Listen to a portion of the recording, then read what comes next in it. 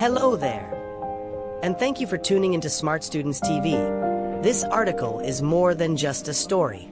It's a wake-up call to every lecturer, teacher, student, and educationist.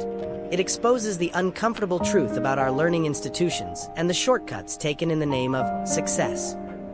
It challenges us to rethink our approach to education before we find ourselves in a plane that was never meant to take off. Now, let's get into the story. It had been a long, exhausting academic year at Educationists University. The lecturers, tired, overworked, or at least pretending to be, were finally being rewarded. The university administration, in a rare display of generosity, had arranged a fully paid overseas motivational trip for the academic staff. It was a grand gesture meant to express gratitude for their unwavering dedication and outstanding contributions to higher education. For once, the university wasn't cutting corners. A chartered plane, luxurious accommodations, and an itinerary packed with sightseeing and relaxation awaited them. The lecturers, some of whom had spent the year barely showing up for classes, were thrilled. Finally, we are being appreciated. Dr. Omandi, the head of the engineering department, declared as he sipped his free juice at the departure lounge.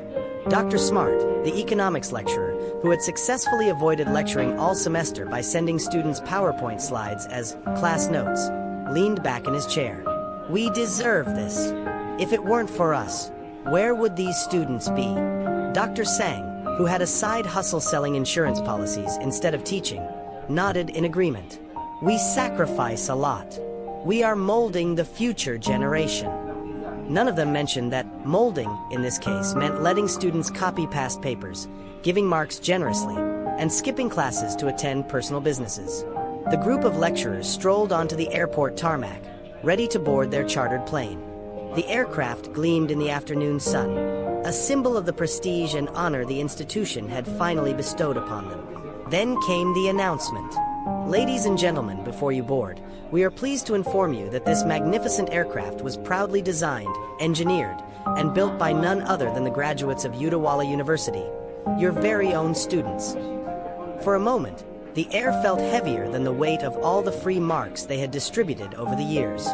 Dr. Omandi's cup of juice slipped from his fingers. Professor Kamau, usually full of theories about economic resilience, lost his balance. Dr. Natoli clutched his chest as if he had just received news that his insurance business had collapsed. Their students? The same students they had given blank certificates and empty degrees? The very ones who had never set foot in a workshop? The ones who had spent more time in the campus cafeteria than in laboratories? Panic spread like wildfire. Dr. Omandi was the first to take action. He dashed towards the exit, his lab coat flapping behind him like a superhero's cape in distress. No! No way! This plane is a death trap, he screamed. Dr. Simiu followed, mumbling something about economic principles of self-preservation. Dr. Clay, the insurance expert, was already calculating how much his family would get if he perished in the flight. No, I didn't sign up for this, he declared, sprinting like an Olympic athlete. Chaos ensued as one by one, the lecturers abandoned the plane. Some jumped off the boarding stairs.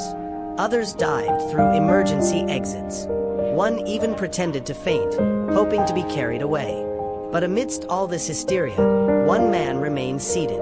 Professor Banda, the oldest and most senior lecturer, sat calmly in his seat, legs crossed, arms folded, watching the spectacle unfold. His colleagues, now at a safe distance from the aircraft, noticed his lack of movement. Hey! Professor Banda! Please get out! Don't you see that this plane will crash? Someone shouted. Still, the professor seemed adamant.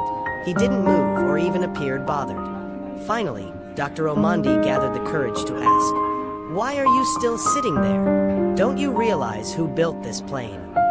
Professor Banda chuckled, leaned back in his seat, and gave a response that sent chills down everyone's spine.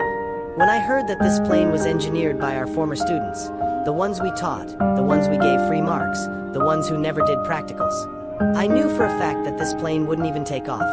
It's not that I trust it, it's that I know it won't even get off the runway. A chilling silent wave hit the air.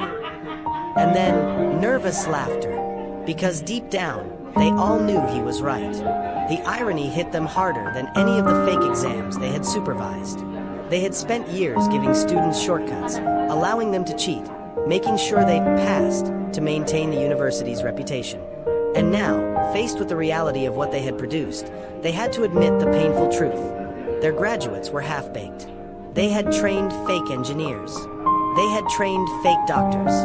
They had trained fake teachers, lawyers, and leaders. And now, they were living the consequences of their own failures. The realization was both humorous and tragic. What if their doctors were as incompetent as their engineers? What if their lawyers were as clueless as their pilots?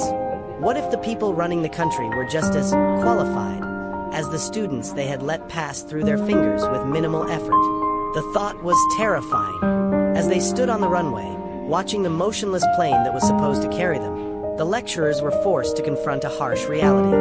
This wasn't just about one faulty aircraft. This was about an entire system that had been built on mediocrity. And the effects were everywhere. Patients dying under the care of incompetent doctors. Buildings collapsing due to substandard engineering. Leaders making decisions that ruined economies. All because educators had failed to do their job. They had prioritized their own convenience over their duty. They had chosen reputation over real knowledge. They had produced graduates with degrees, but not with skills. And now, the world was suffering for it. As the lecturers slowly walked back to the airport terminal, shaken and embarrassed, one thing was clear: change was necessary. They could no longer pretend that everything was fine. Education was not just about issuing certificates.